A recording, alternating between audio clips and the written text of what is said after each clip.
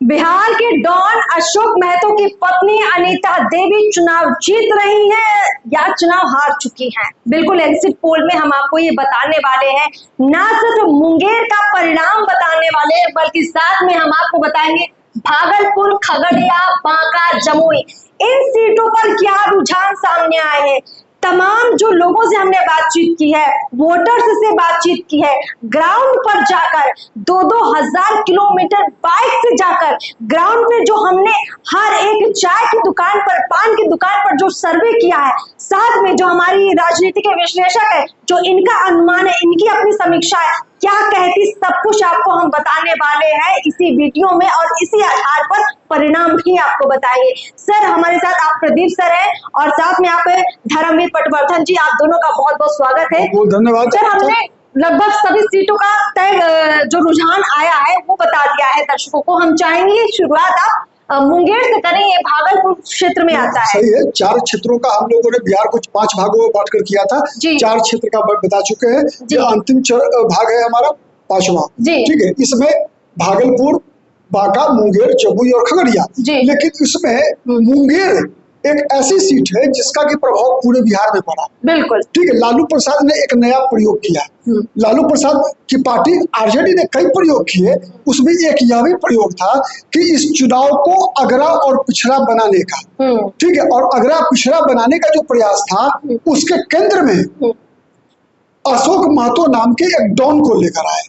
ठीक है, अशोक महतो जाना जाता था और नवादा वगैरह के क्षेत्र में जो है, ठीक है, वो एक तरह से जातीय जो संघर्ष का जो दौर था बिहार में 1990 से 2005 का जो दौर था, उस दौर में वो जातीय संघर्ष के लिए अशोक महतो एक बड़ा चेहरा, ठीक है, जो कि जेल में बंद थे, कुछ दिन पहले जेल से छूट कर आए और जेल से छूट कर आने के बाद लालू प्रसाद ने एक योजना के तहत उनकी शादी करवाई 55 साल की उम्र में। 55 साल की उम्र में एक अनीता कुमार क्या नाम था, अनीता देवी, अनीता देवी से शादी विवाह करवाकर उसको चुनाव में टिकट दिया और चुनाव लड़वाया। और चुनाव लड़वाने के लिए भी एक ऐसी सीट और एक ऐसे व्यक्ति का चुनाव किया गया जहां से कि एक अगरा और पिछड़ावाद जातीय संघर्ष फिर से शुरू हो जाए फिर से, और चुनाव के केंद्र में बिहार में 40 सीट पर जो है वही एक स्थिति बने। ठीक है, इसका पूरा प्रयास हुआ लालू प्रसाद के द्वारा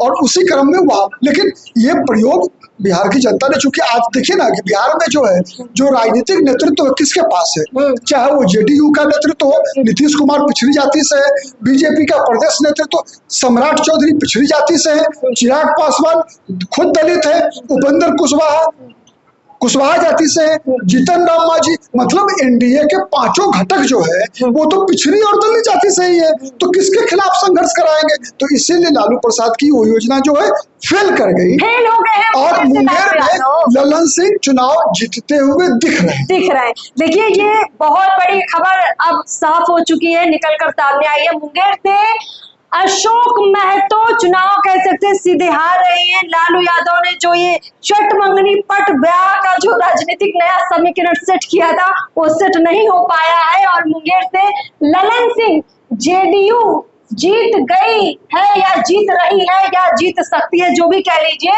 फिलहाल यहाँ से ललन सिंह आगे चल रहे हैं और मुंगेर से अशोक महतो की पत्नी अनीता देवी चुनाव हार रही हैं। चलिए सर हम भागलपुर की बात कर लेते हैं, भागलपुर का क्या परिणाम हो सकता है? भागलपुर में शुरुआत में काफी संघर्ष था, वहां पर काफी परेशानी थी जेडीयू के लिए। जेडीयू के स्थानीय प्रत्याशी के लिए एंटी इनकम्बेंसी का फैक्टर था। दूसरा फैक्टर था वहाँ जेडीयू के जो स्थानीय विधायक है गोपाल मंडल, वो खुद भी चुनाव लड़ना चाहते थे, उस कारण से जो है वहां पर भीतरघात। और तीसरा भारतीय जनता पार्टी भी चाहती थी कि इस बार जो है जेडीयू से वो सीटें बंधक छुड़ाई जाए, तो भारतीय जनता पार्टी भी तैयारी कर रही थी। तो आंतरिक असंतोष और कैंडिडेट के प्रति जो असंतोष था वो दोनों मिलकर एक बहुत बड़ा मुद्दा था। कांग्रेस ने भी एक नया प्रत्याशी अजित शर्मा को उस बार उम्मीदवार बनाया।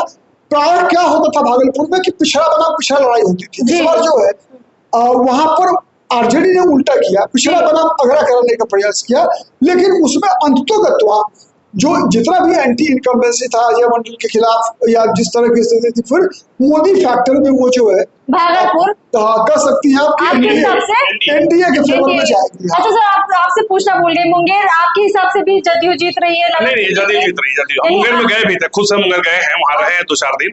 मुंगेर से लालू सिंह जी चुनाव जीतते हुए प्रतीत। भागलपुर से भी? हाँ, भागलपुर से भी जदयू एनडीए हाँ जीत जाएगी। चलिए सर, खगड़िया की बात कर रहे थे, खगड़िया का क्या परिणाम हो सकता है? खगड़िया में हमारे हिसाब से हमारा जो कैलकुलेशन से बताता है कि लोजपा का प्रत्याशी जो वर्मा जी है वो चुनाव नहीं जीत रहे हैं। नहीं जीत रहे। सर आप क्या कहना चाहेंगे? निश्चित खगड़िया से लोजपा आ रही है। वहाँ संजय प्रसाद कुशवाहा जो सीपीएम के कैंडिडेट हैं, वर्षों बाद सीपीएम बिहार में खाता खोलते हुए दिख रही है लालू प्रसाद के कंधे पर सवार। सीपीएम खाता खोल रही है 2024 के चुनाव में और सीट बनी है खगड़िया, और ये बहुत बड़ी खबर है सीपीएम के लिए भी और सीपीएम के जो वोटर्स हैं या उनके पार्टी के लोग हैं। तो खगड़िया से खाता खुल गया है सीपीएम का, और सीपीएम जब यहाँ से जीत रही है तो आगे की जो सीटें हैं उन पर भी चर्चा कर लेते हैं। सर बांका की बात कर लेते हैं, बांका से क्या चुनावी परिणाम निकल रहा है? देखिए 3 सीट बिहार में ऐसी थी जहाँ पर कि एक ही जाति के दोनों उम्मीदवार दोनों गठबंधन से थे। उसमें मधेपुरा दिनेश चंद्र यादव और कुमार चंद्रजीत दोनों यादव जाति के, एनडीए और महागठबंधन पाटलिपुत्रा रामकृपाल यादव और मीसा भारती दोनों यादव जाति के।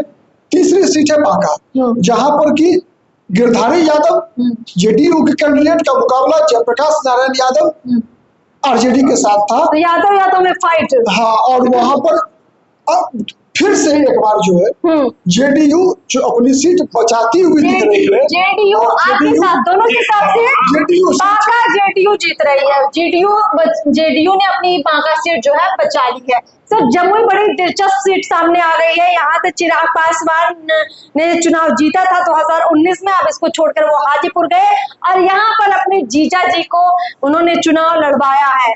और यहाँ से जदयू राजद की जो कैंडिडेट है उन्होंने भी, अर्चना रविदास ने भी काफी पसीना बहाया, लेकिन क्या है परिणाम? जमुई का परिणाम क्या है? कांटे की लड़ाई है अर्पिता वहाँ। अच्छा, ठीक है, कांटे की लड़ाई है जमुई में और परिणाम कुछ भी हो सकता है। वहाँ के मतदाताओं में चिराग पासवान के प्रति गुस्सा भी था। गुस्सा 2 प्रकार का था। एक तो गुस्सा था कि वो 5 साल में जनता के लिए उतने अधिक घुल मिल नहीं सके, क्योंकि चिराग पासवान राष्ट्रीय नेता है, राष्ट्रीय राजनीति करते हैं। लोकल लोगों की लोकल स्थानीय लोगों की ये शिकायत थी कि चिराग पासवान आते नहीं है, मिलते नहीं है, उपलब्ध नहीं है जनता के लिए। ठीक, और दूसरी शिकायत थी जो उनके समर्थक है उनका भी कि चिराग पासवान जमुई छोड़कर भागे क्यों? उनको जमुई से ही लड़ना चाहिए था, हाजीपुर से नहीं। तो इस कारण से वहां पर थोड़ी निराशा है। अगर अरुण भारती वहां चुनाव जीते तो अरुण भारती और चिराग पासवान के लिए उपलब्धि होगी। सीट संकट में है, 50-50 है, कौन 50.1% है कहना मुश्किल है। आप क्या कहना चाहेंगे? लड़ाई तो सचमुच कांटे की है, इसमें कहीं कोई संदेह नहीं है। चिराग पासवान के प्रति नाराजगी थी लोगों की, लेकिन चिराग पासवान ने अपने मतदाताओं को, अपने समर्थकों को इस बात को स्वीकार करने को तैयार कर लिया मानसिक रूप से कि हम राष्ट्रीय राजनीति की वजह से आपके बीच कम समय दे पाए हैं, और चूंकि इस सीट को हम अपना सीट मानते हैं इसलिए हम नहीं आए, तो हम अपने घर का जो सबसे सम्मानित प्रिय जो होता है घर के दामाद यानी बहनोई को सीट पर लाता कि परिवारिक सीट मेरा ही रहा रहे, और इस तरह से वो सफल होते हुए हमको दिख रहे हैं। जैसे परिवार वाली बात जो आपने जिक्र किया, तो जो आरोप लालू परिवार पर लगता है उस हिसाब से तो कई जो आम लोग हैं वो ये भी आरोप लगा रहे हैं कि किसी आम को टिकट न देकर उन्होंने अपने जीजा जी को ही टिकट दे दिया। निश्चित रूप से इस बात से एकदम सहमत है।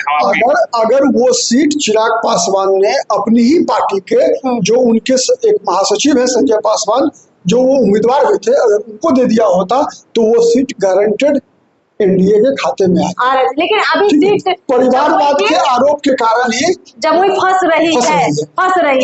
आप दोनों के हिसाब से फंस रही है क्या है? नहीं, हमको हमारे फंस नहीं रही सीट, मेरे हिसाब से सीट वो लोजपा के खाते में जा रही है। हाँ, थोड़ी संघर्ष है, लेकिन अंततः वो लोजपा सीट जीतेगी। जमुई से लगभग जीत रही है। अगर जीतेगी तो केवल एक फैक्टर काम होगा, वो कि नरेंद्र मोदी का फैक्टर बचा लेकर जाएगा तो जाएगा, नहीं दूसरे कोई फैक्टर में ताकत नहीं। ग्राउंड में जो हमने भी लोगों से बातचीत की है उसके आधार पर काफी हद तक जमुई में मोदी फैक्टर दिखा है। लोगों की नाराजगी चिराग के प्रति है, वो दिखा है, तस्वीर दिखी है हमें भी, लेकिन कहीं ना कहीं वहां पर मोदी फैक्टर है और इस आधार पर जमुई लोजपा जीत रही है, एनडीए मतलब वहां से जीत रहा है। तो इन तमाम सीटों का हमने आपको बता दिया है। इतनी नाराजगी लेकिन नहीं दिखी होगी जमुई में कि लोग इतने माने विरोध में नहीं थे कि उनके खिलाफ वोट करके किसी दूसरे प्रत्याशी को जिता दे। नाराजगी थी लेकिन वो कंसिडरेबल थी। बिल्कुल बिल्कुल, इसीलिए कह रहे हैं कि वहां पर एक तो नाराजगी और उस नाराजगी में वो विरोध नहीं था। नाराजगी अलग बात होती है, विरोध अलग बात होता है। तो उस नाराजगी को मोदी फैक्टर ने कहीं ना कहीं दबा दिया है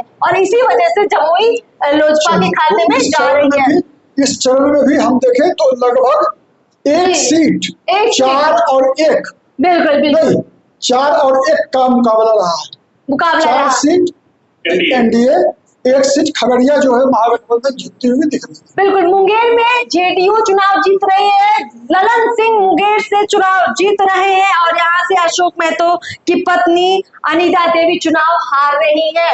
भागलपुर से जदयू के उम्मीदवार चुनाव जीत रहे हैं। खगड़िया में खाता खुला है सीपीएम का, सीपीएम के उम्मीदवार यहाँ से चुनाव जीत रहे हैं। बांका की बात कर ले तो बांका से जदयू चुनाव जीत रही है, अपनी सीट बांका की जदयू ने बचा ली है। जमुई का मामला फंस रहा था लेकिन फाइनली वहां से लोजपा यानी चिराग पासवान के जो जीजा जी है वो चुनाव रिस्क फैक्टर फंसा हुआ है। चलिए इन तमाम सीटों का जो है हमने आपको बता दिया है कि क्या आया है एग्जिट पोल और इस एग्जिट पोल में जो फाइनल रिजल्ट होगा वो कितना सटीक बैठेगा ये हम भी देखेंगे। 4 जून को आप भी देखिए और हम उम्मीद यही करते हैं कि जो हमने ये मेहनत की है, ग्राउंड पर हमने जो मेहनत की है, साथ में उसका परिणाम 4 जून को बिल्कुल दिन भर बैठकर कड़ी धूप में निकलकर हम भी गए और हमारे जो राजनीति के विश्लेषक हैं लगातार खबरें देखते रहते हैं, अपने लोगों से चर्चा करते रहते हैं और उस आधार पर ये सारा समीकरण 40 की 40 सीटों पर जो निकला है, जो हमारा सर्वे निकला है वो हम आप तक लेकर आए हैं। उम्मीद करते हैं कि आप काफी ज्यादा संतुष्ट होंगे और देखिए 19-20 हर जगह होता है एग्जिट पोल, इसलिए होता है कि वो थोड़ा सटीक बैठे फाइनल रिजल्ट के साथ। देखते हैं क्या होगा 4 जून को फाइनल फैसला और कौन बनेगा देश का अगला प्रधानमंत्री। हमें इजाजत दीजिए, नमस्कार।